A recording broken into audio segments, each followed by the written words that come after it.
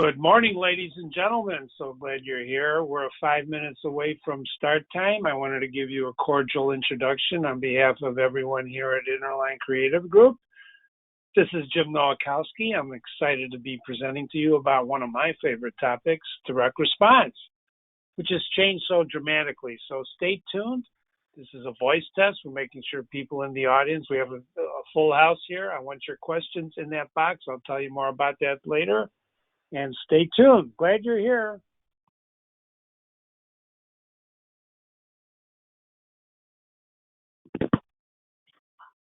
Ladies and gentlemen, this is staying in front of your customers with direct response. We have a wonderful audience. I'm so glad you're all here. A crowded room, so please, don't step on each other. If you need to use, no, I'm kidding. Anyway, this is one of my favorite topics. This is AIA and also NKBA credited. I know there's architects who want AIA, and I know there's NKBA people who want self-reporting credit for this course. And there's other people in here. We have a lot of people. Some of them don't want credit, which I want you to get full credit. But coming here because you don't need credit is really an interesting proposition. This is copyrighted by our company. However, if afterwards you want to send me an email and you want to, besides taking your copious notes, if you want a copy of these slides, I'll be happy to send you a PDF of them. This program is going to discuss how we, as professionals, use direct response, and this includes both email and mail. I know mail is passé, and Jim, who uses mail these days, right? Well, you'd be surprised. In fact, we're going to talk about that because there is a distinct difference and different strategies when you use one or the other. So we're going to try to develop with you a clearer understanding of how to do these things. I always like to review business basics in relationship to direct response because business basics, ladies and gentlemen, don't change. It doesn't matter if you're using mail, email, phone. Business is business. You want to sell something. Somebody wants to buy something, or they don't want to buy something. We want to examine list development strategies. You'll find out in this course, list is really the critical thing. And you're going to learn how effectively to define your target audiences, which is very essential to success. So we're going to review all the steps and the must-haves and all that stuff. And I don't want you to forget that direct response as a tactic should always be like other tactics. You're cross-selling. One tactic, ladies and gentlemen, is not going to make you rich. It's not going to get you to the next sale. It's a combination of integrated tactics that you have to do. And most often, people either think, well, I sent him an email. That's not the ticket. That is not the ticket. Email is important. Mail is important. But you're not going to win the account by doing one or the other or both. It's a combination of tactics. So listening, I know you're in the audience, and I really appreciate you being there, is becoming a lost art.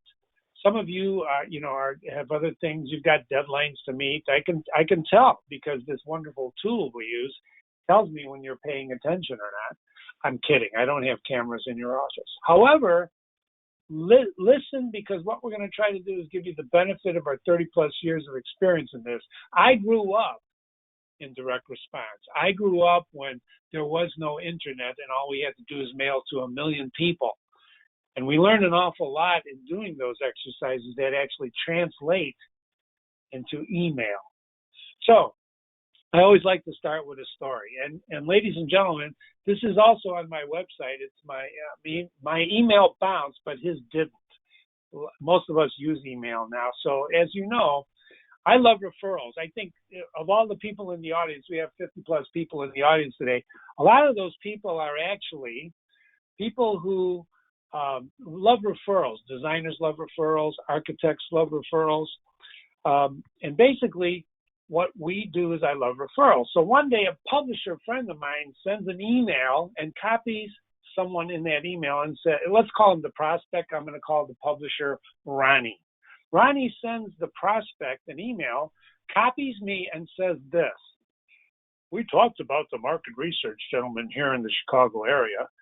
Jim can help deliver accountability to advertising. His evaluation of B2B advertising is thorough, with nearly over 1 million ads studied in his database. Jim is a gent I copied Jim so you have his email. And Jim, this is the prospect, and this is his company. So this is one of those standard email introductions, right? You've done that. Somebody's introduced you to somebody and puts it in there. And of course, being the guy I am, I jump on this. I respond immediately. I say, hey, Ronnie, thanks. Mr. Prospect, please let me know when is a good time to chat. And I hit the send button. Guess what? My email bounces from the prospect's email, but it gets through to Ronnie's, my publisher friend. And you know, the beautiful thing about email these days is you know it instantly. You know it instantly. And you know it instantly because you get a bounce, right? So it comes back, his goes through, and I'm confused.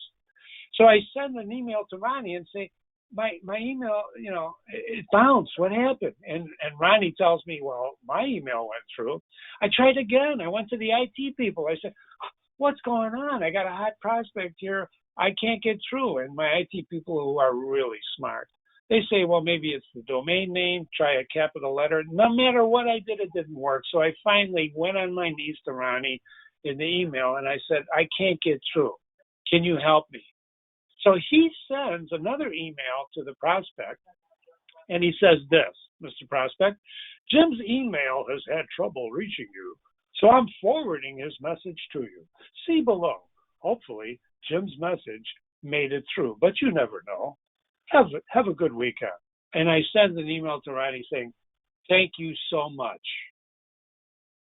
And I thought the mystery was solved. A few days will go by, and suddenly, here comes another email from Ronnie, right, saying to the prospect, your email was entered incorrectly in our database. This is Ronnie talking to the guy that he thought his email went through, right? Your email was entered incorrectly in our database, and I sent the email below, and for some reason, I did not get the undeliverable message. So I thought my email was getting through to you, but you never received it. This is my error. I sincerely apologize. And the prospect replies, and now that I'm in the chain, I'm reading all this, right? The prospect replies, not a problem, Ronnie. Our email changed 5 years ago.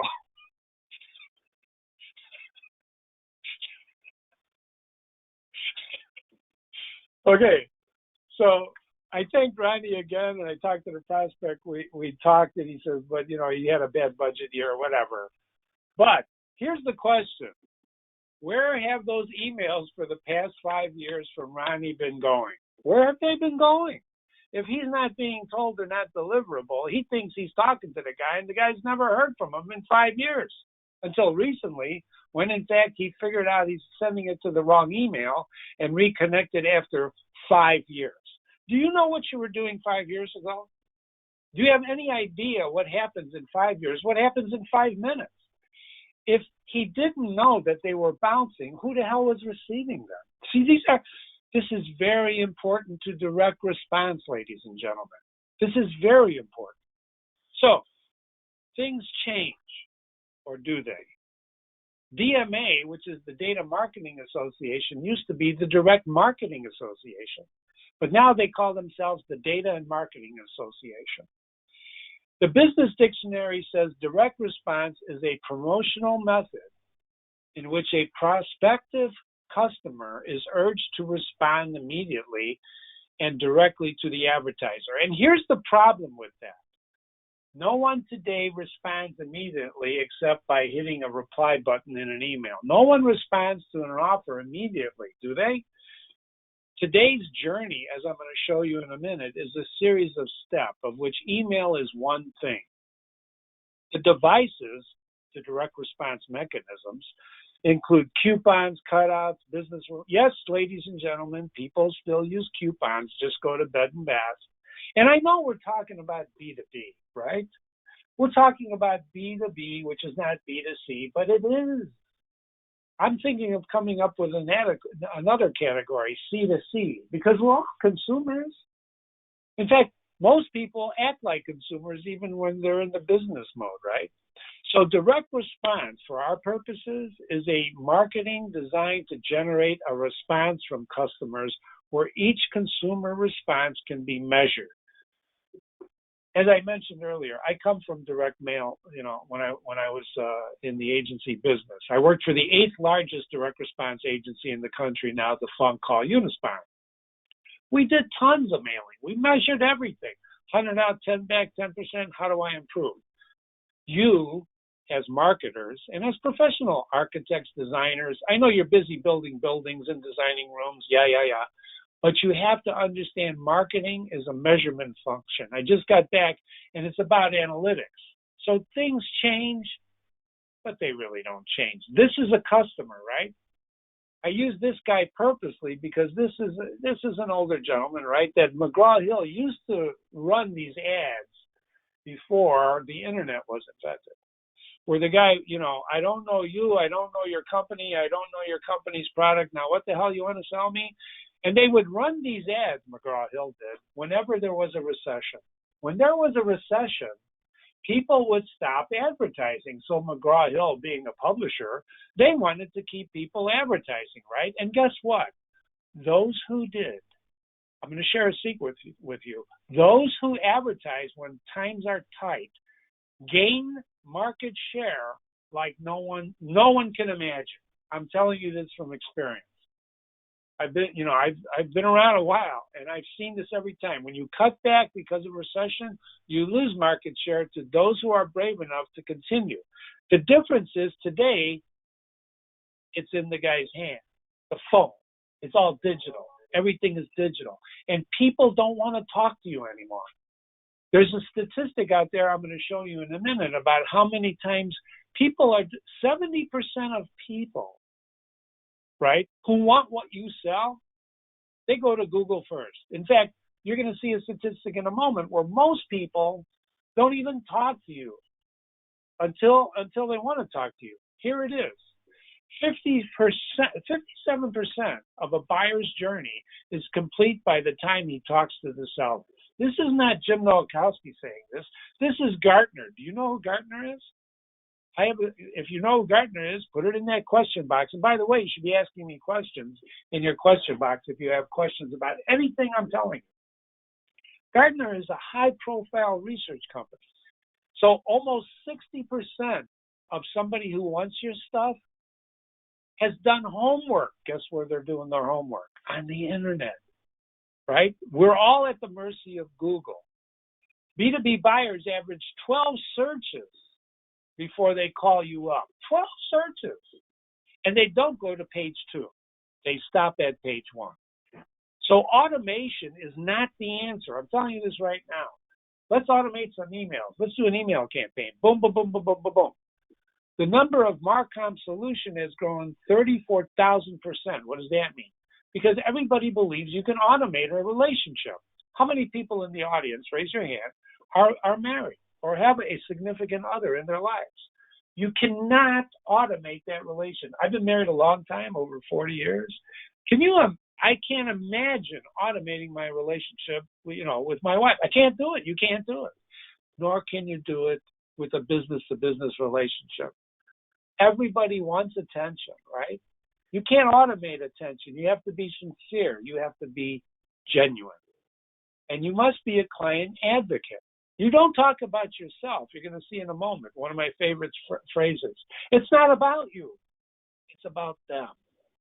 So you're going to have to accept the fact that your cost to acquire customers is going up because they're looking for things to help them solve problems, and they don't necessarily look the same way they used to look. Your new sales pipeline is you have to build awareness, educate people, initiate the contact, have some continuity of contact, call them, sell them, and then close the deal. That's the pipeline. It's not a matter of a referral, like I told you there, a referral, right? He's giving me a referral. The guy didn't even get his email. How many customers do you have? Whenever I ask this question, I get a variety of answers when I'm live. Most people say, not enough. There's always some person in the audience. Not enough, Jim. Well, that's not true, because if you have too many, you're going to fail. If you have too few, you're going to fail. You got to have the right number, whatever that is, and you're all different. And when's the last time you contacted your customers? How do you contact them, and what was your response to your contact? You know how many emails you get? I do. I know how many I get. I can't keep up. I just clean my inbox of 800 emails. I get emails every morning from people wanting to do business, sell me something. And I learn. I don't read every one of them, but I learn from them. I learn their approaches. Perhaps you didn't get my last email. I'm just sending you this as a reminder. I'm still interested, are you? All this BS that you never pay attention to. And the question is, how often are you doing that? When I send out an email, if I don't get any response, there's always a reason. But I always get response. It may not be the response I want, and nor may it be the quantity I want. But I always generate response. And if I don't, I test different things, which is what we'll talk about. Direct response can drive up your answers to answering the fundamental questions about your business. Any questions so far? I don't see it. I must be getting through, huh? Drum roll, please. This is Bob Stone. Bob Stone of Stone and Adler came up with one of the best things to remember about direct response, about your solicitations, whether you're doing email or regular mail going forward. People buy things for one of two reasons. Never forget this, ladies and gentlemen. They buy to gain something, and they want to protect what they already have. I'm going to repeat that because they're fundamental and very important. They buy to gain something or to protect what they already have. That's it. And Bob Stone said, when you understand that, you're on your way to overcoming human inertia. What does that mean? Human inertia is what? The force? It's a force. It's a resistive force. And you want to overcome inertia. They want to overcome inertia to break free from the Earth's gravity.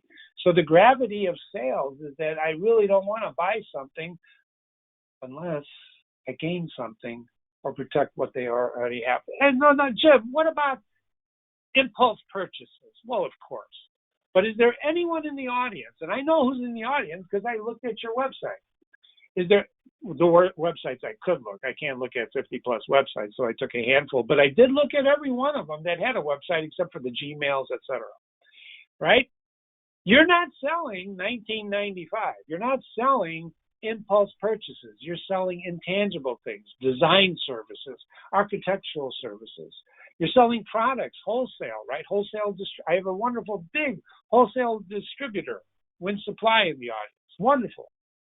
Direct response is trying to get a response from people. People, ladies and gentlemen. Soylent Green, people. All your communication should be about protecting what they have or helping them gain something. You don't sell specific service. You sell a service that does something specific. I'm going to repeat that. You think you're selling design services. You're not. You're selling design services that do something. I'm going to give you an example of that. Defining that specific is a difficult part, right? But that's what you have to do. I love Twitter. I'm going full transparency here. I'm throwing you. And what do you mean you love Twitter? I love Twitter. You can't look at the news without seeing a tweet, right? We know who we're talking about. And even if we're not talking about, we're talking about people who respond to tweets with tweets, right? Every tweet you do. I just tweeted this morning about a sign I saw with a little thin door that this is not an exit. I don't know who the hell would use a door like that, but it said this is not an exit. Now, why would you put a sign on a door? Except for people who think that may be a door, but it's not. Anyway, every tweet is a response solicitation. Every post is a soliciting a direct response. Jim, what the heck are you talking about? Well, think about it. Most of you use Facebook, I'm assuming. I'm not a Facebook guy. I'm on it, but I don't use it. And when I look at it, I know why I don't use it. But people who post on Facebook to your friends, your family, are looking for a response. Oh, isn't that nice? Oh, look at Johnny. He looks so cute. They're looking for a response. Jim, how can you bring affection into this and lower a response to affection? Well, I'm telling you, we're emotional people, aren't we? We want a response. We want people to see us, to respond to us. Well, I'm hanging up. Well, that's a response, isn't it? I've been hung up by a lot of people. When you post on LinkedIn, what you're looking for, or are you just talking to yourself? I know many people. I have an engineer friend who said the social media is evil and it's gonna kill the world. And I said, why do you say that? He said, because there's so much BS on it.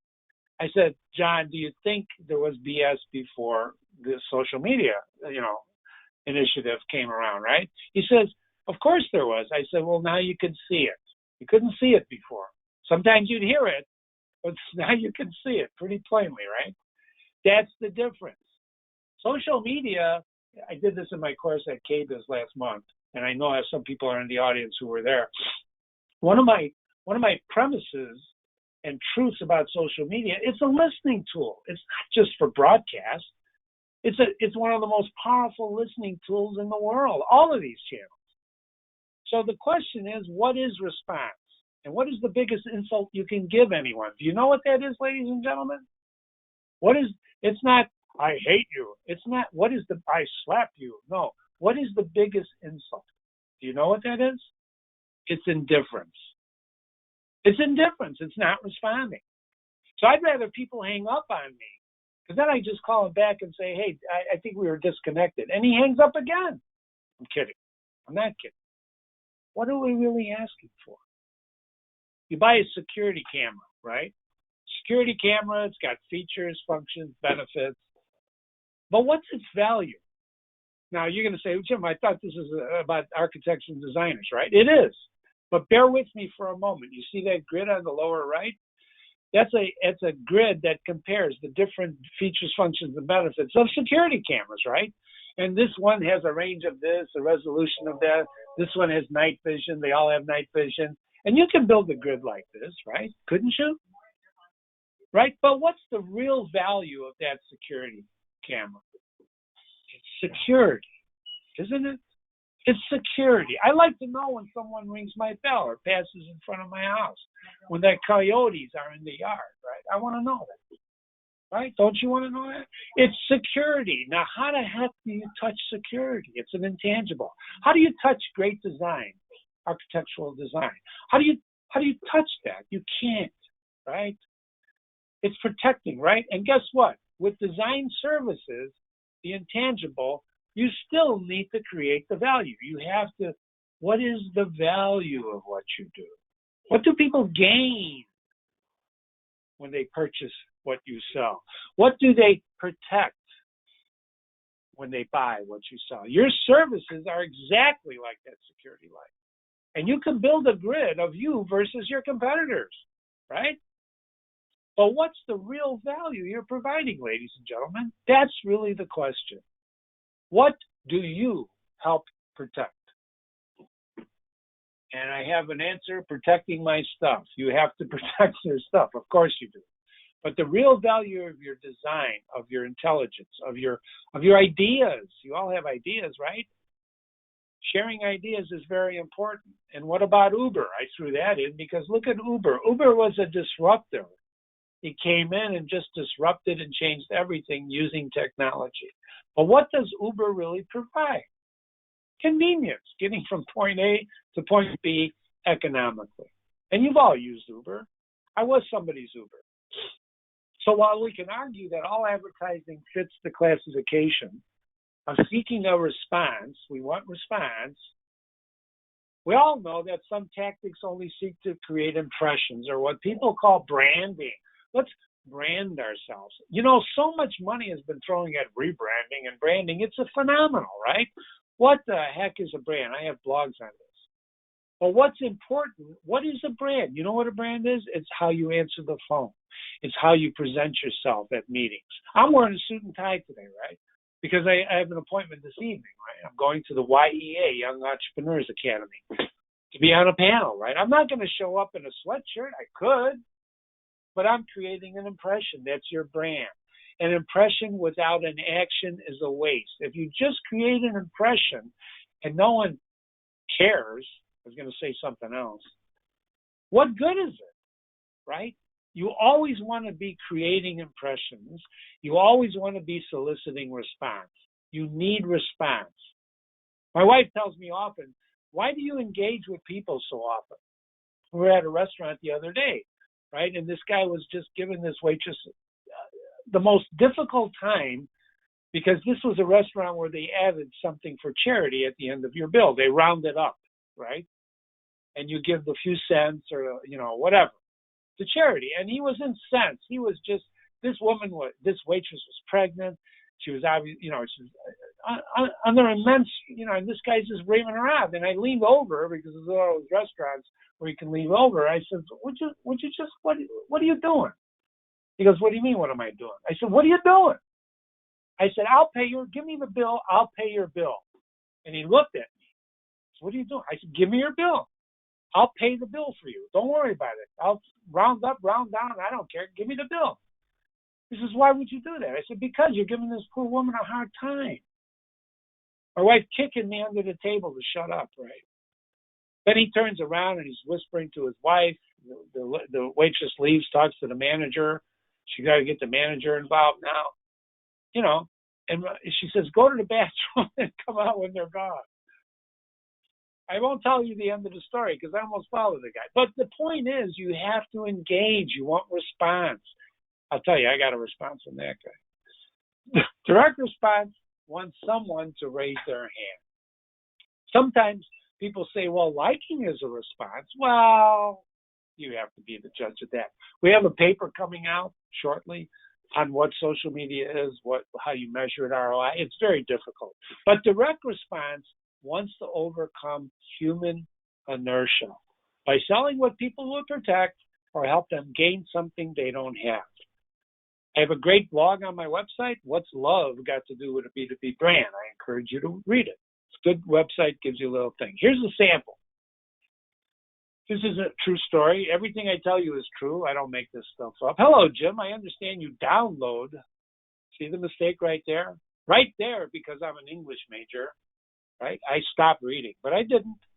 You downloaded one of our white papers back in May entitled Data Capturing Strategy. I'm a data freak. I love data. I love information. I'm just writing to see if you had a moment to read it. And if so, do you have any questions around our platform? I'm happy to help. Thank you, Margaret. Very nice short email, some grammatical errors. That's okay. I replied. I often do this. A lot of times I just delete. But sometimes I can't resist myself. Why? Because I want to engage.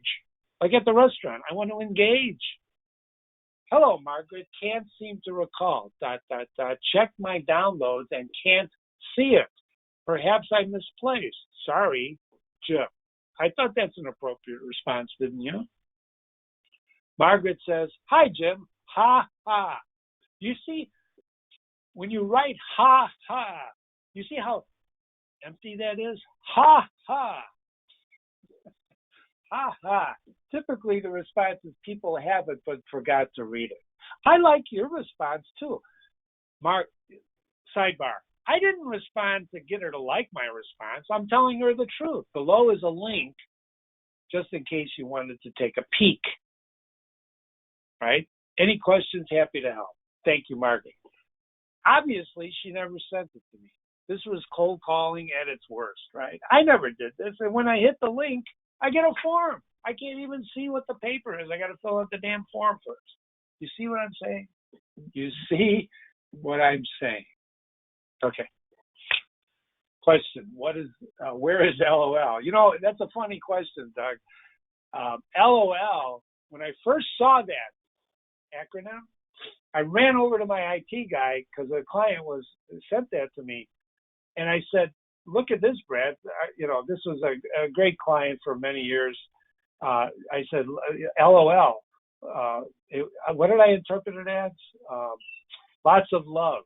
I said, she loved my response. And Brad started laughing out loud. Brad was this great IT guy. He moved to the Philippines.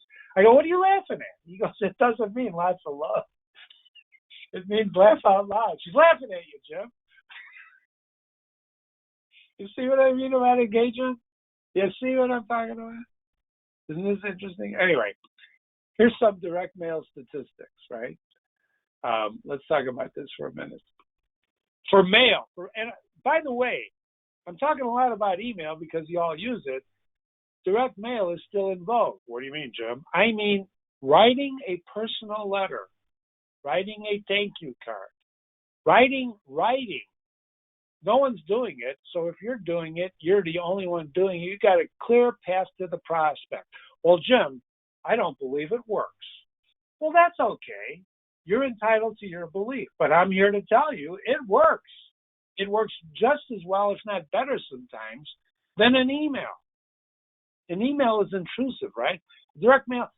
I did the top guy at Accenture, which is another consulting company, the top digital guy. I wrote him a letter. A week and a half later, I called him up.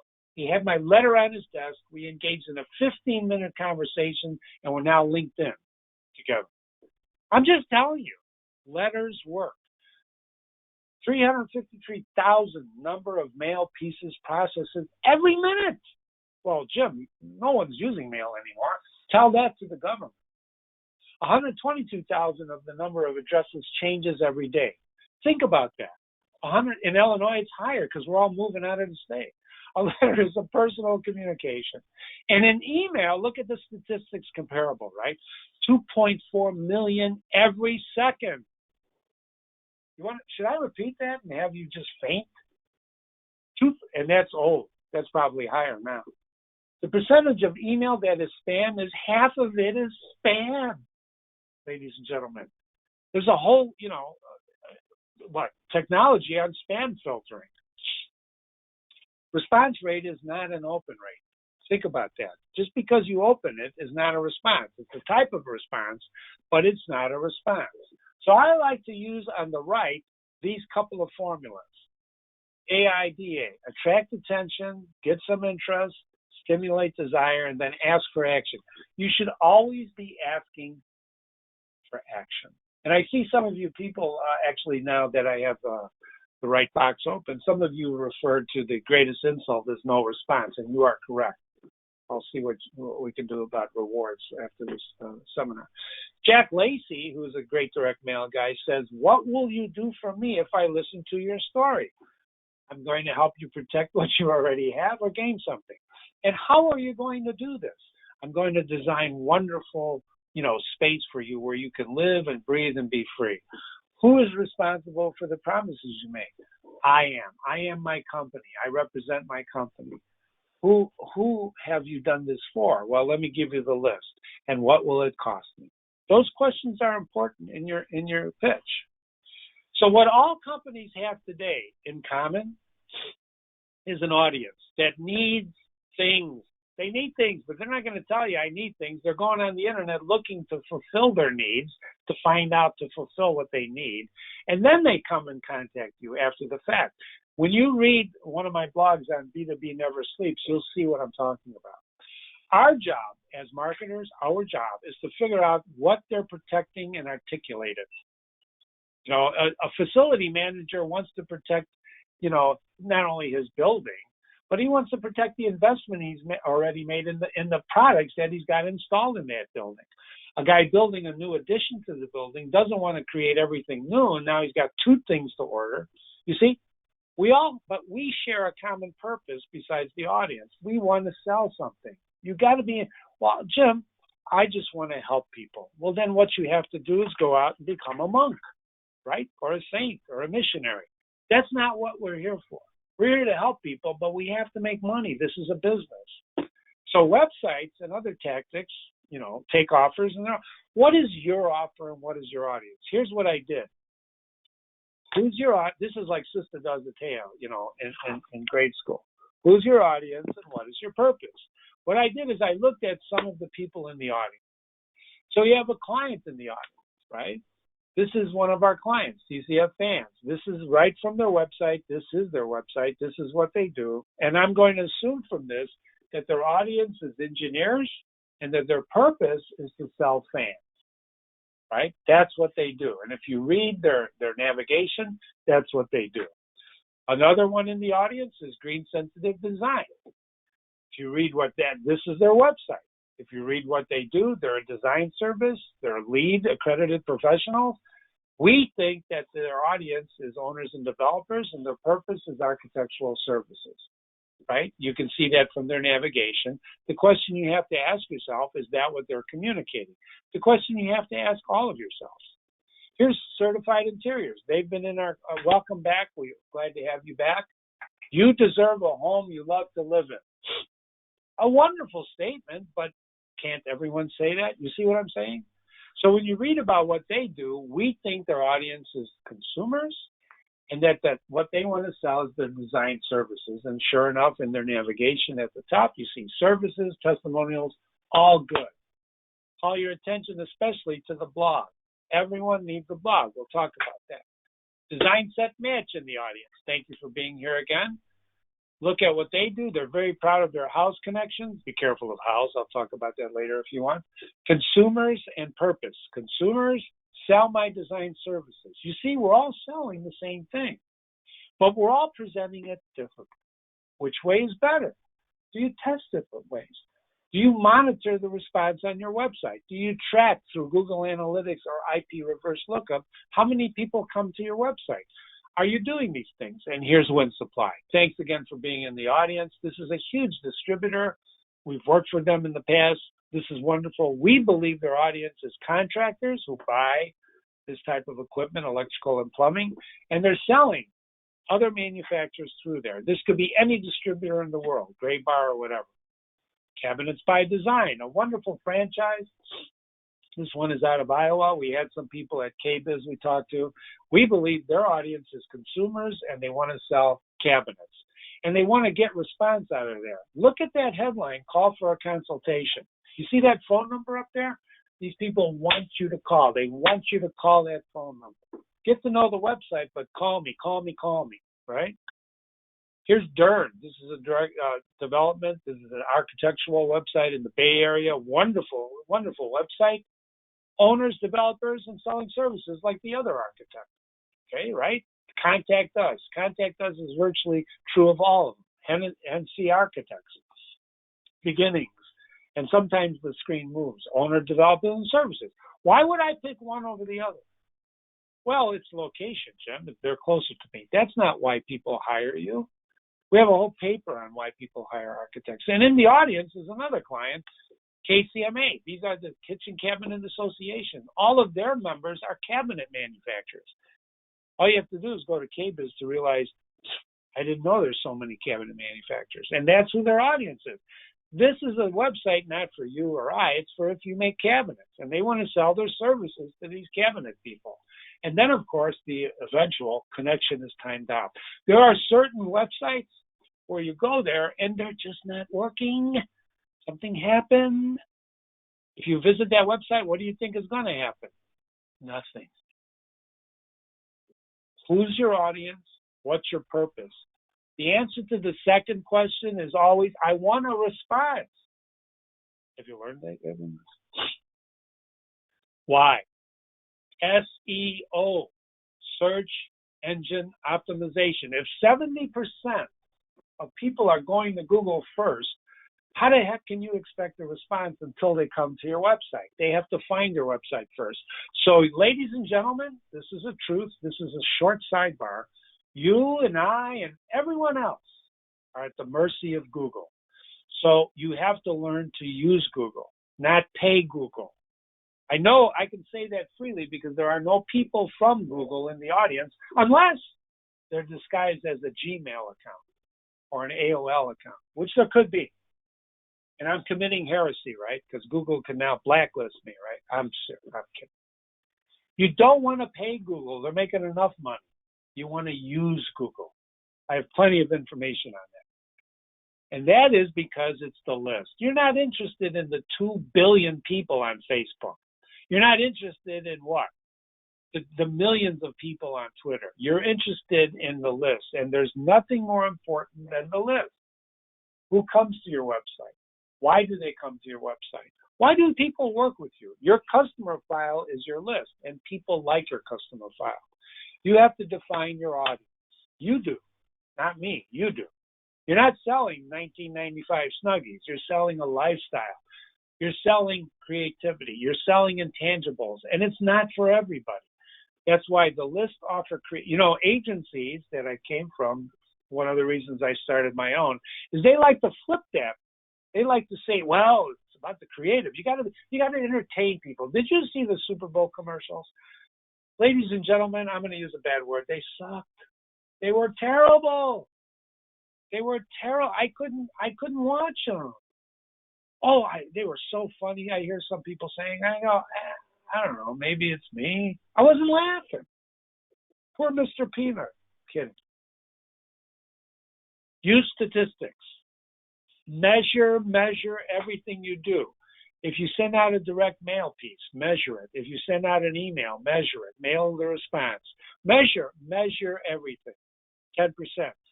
Change things. The best way to maximize results is to test. You're looking for a control package. You're looking for something that works all the time or most of the time, and then you try to beat it. Use direct to lead sales, right? The letter you write, the email you send are all designed to lead to the sale. It's not going to sell in the email. And how do you do that? You know how you do that? You tell people some of your knowledge. Ladies and gentlemen, here's the dirty little secret. You are in the knowledge business. You're not in the design business, the architectural business, the wholesale business. You're in the knowledge business. What do people think they want? What do they want from you? They don't want a camera. They don't want a plumbing product, right? They don't want a building.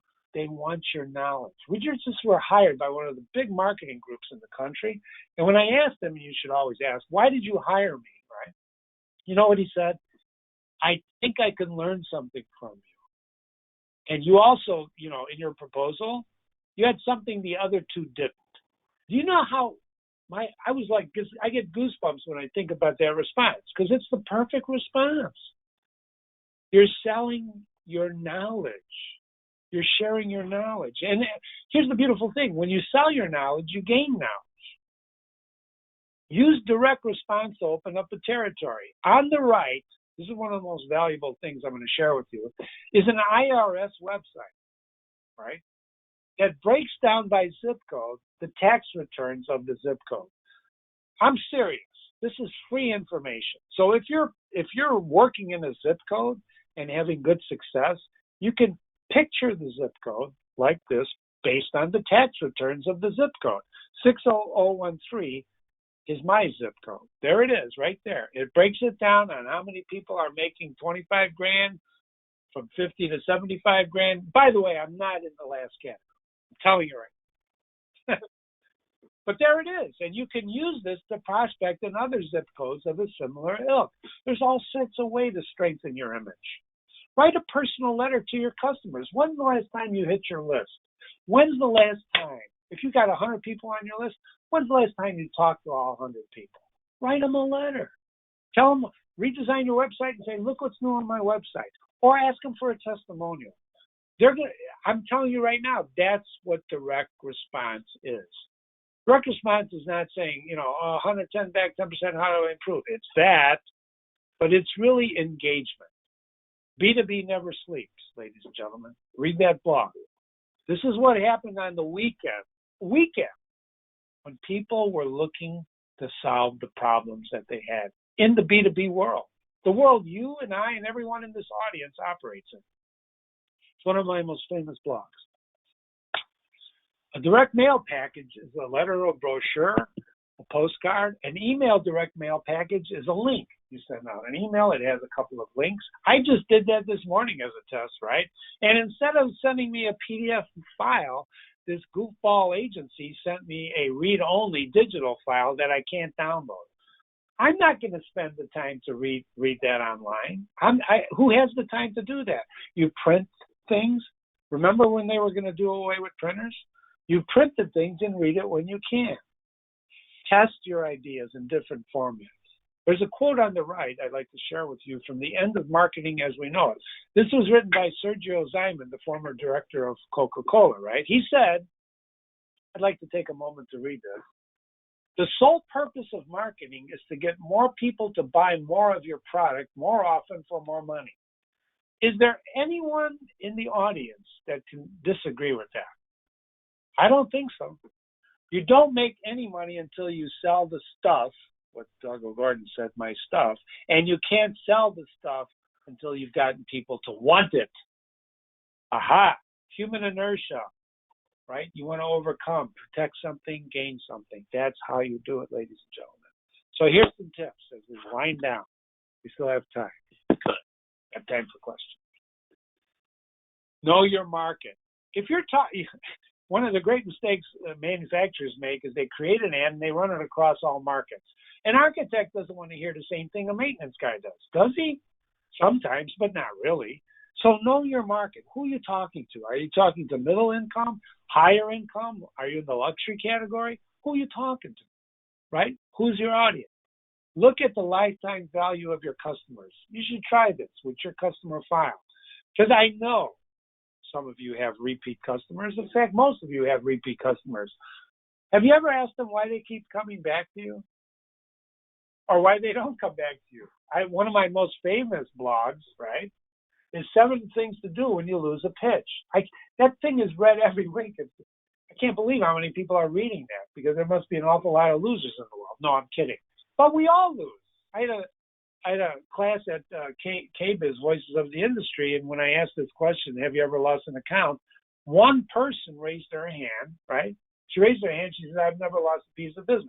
The 50 plus people in that room, and it was standing room only, looked at her and said, it's impossible. In fact, I went on my knees and I said, can you just tell me your secret? I was begging her for the secret. She couldn't tell me because I think she was making it up. I think she was making it up. We've all lost customers, right? When we lose a customers, I have to ask why. I want to know. When we gain customers, I want to know. It's not because I'm an information junkie. It's because I want to know. Why? It helps me increase my win-to-loss ratio. You didn't know what that is, do you? Everyone has a win-to-loss ratio. You do 10 proposals, you get 1. You do 10 proposals, you get 4. You do 20 proposals, you get 8. You see what I'm saying? And you got to know your ratio because when you gain knowledge, you can increase your ratio. Why would you waste your time if you knew you can do 10 and get 6 instead of 4? Wouldn't that help you? Wouldn't you want to do that? And you do that by asking questions. Don't overcomplicate the message. You know, we live in this rat-faced, pass-faced world of advertising messages, right? So don't overcomplicate the message. Why are you here? Pay attention to the offer. Remember, list, offer, create.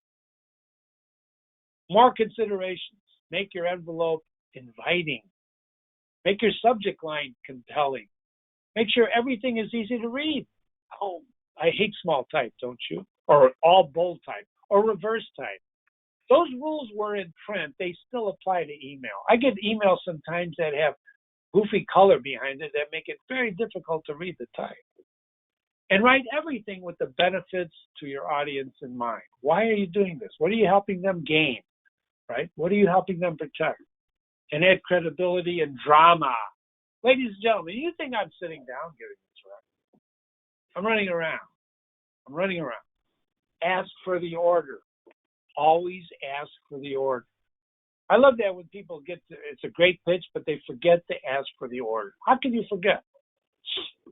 We're in a room once pitching a $20,000 research project, and the client, I said to the client, well, I'm ready, I'm closing the deal. Is there anything you need to know before we can close this deal, Mr. Client, or prospective client? And he goes, pauses for a minute. He goes, no, Jim, we've covered everything in the last 2 hours. In fact, until I visited your website, I didn't know companies like yours existed. Can you imagine that piece of information you just gave me? Because we had just redesigned the website. It was wonderful. I mean, I had goosebumps then too, and we got the project. Make it easy to respond. Get to the point fast.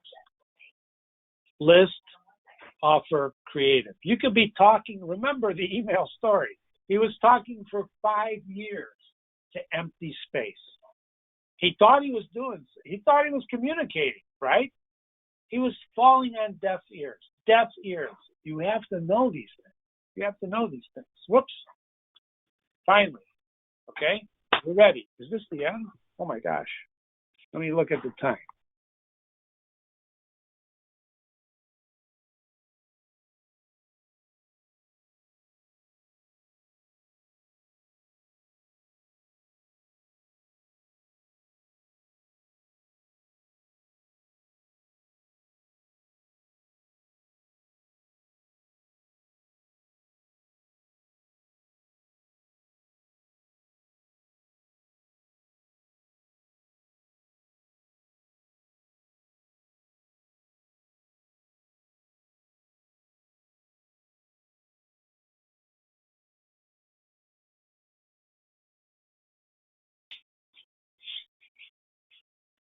Hello?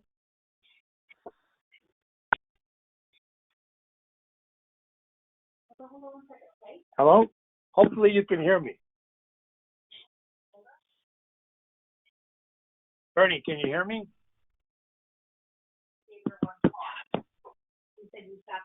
I know, but can she hear me now?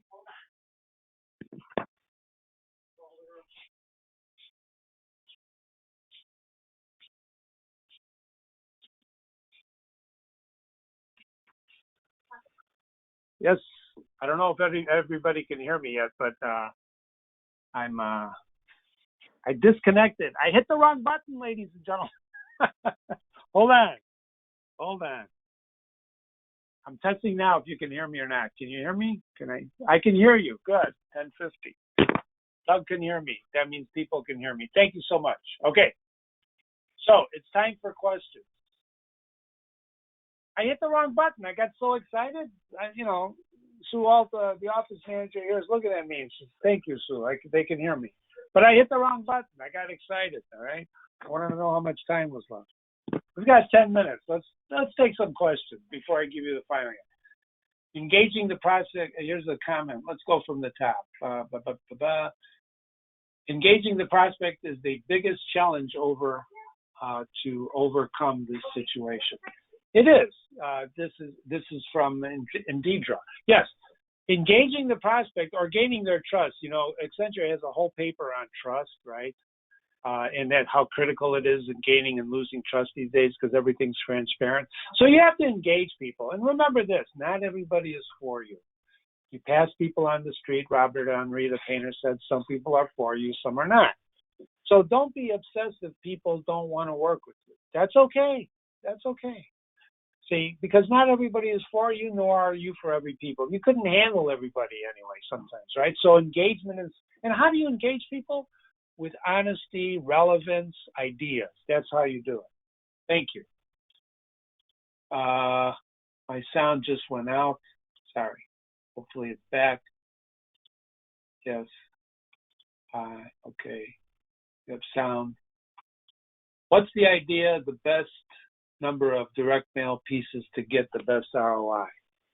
This is from Doug, an avid person, a wonderful gentleman. We know him well. Doug, what's the best idea and the best number of direct mail pieces to get the best result? When I was a teacher, I used to go fishing, and we were on Lake Zurich, which is a small lake in Illinois, and it was very cold. We were drift fishing, catching panfish, and there was one guy in the middle of the lake standing up, casting a huge lure, about, a foot long lure, whipping it out there, reeling it in, whipping it out. And we were laughing at each other. We were three guys in a boat, laughing at each other, saying, well, that guy's just keeping warm. You can't, he's using bait the size of the fish we were catching. We were catching perch and bluegills, right? And he's casting and casting and casting. And we drift by him a couple of times. We float by him finally, and we say, he whips out that lure. He goes, how you guys doing? And we pull up our bag of fish. He said, we're doing pretty good. And then we snicker to ourselves, right? We say, how you doing? He goes, he whips it up, he reels it in. He says, I got one. And he reaches to the side of his boat, and he lifts up an enormous northern pike, which we had no idea there were fish that big in this lake. He says, I got one. And he lifts it up, puts it back, and continues to throw out his lure.